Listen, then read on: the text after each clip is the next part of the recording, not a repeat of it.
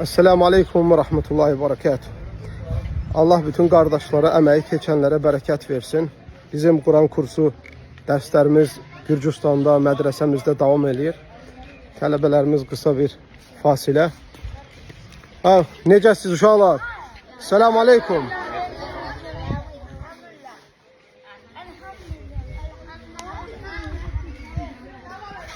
Allah Azze ve Celle uşaqlara zihin açıqlığı versin.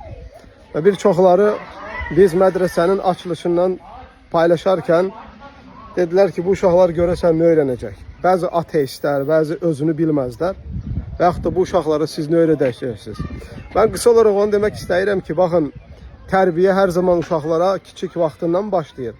Və biz bu uşaqlara əxlaq öyrədirik. Biz bu uşaqlara tərbiyə öyrədirik.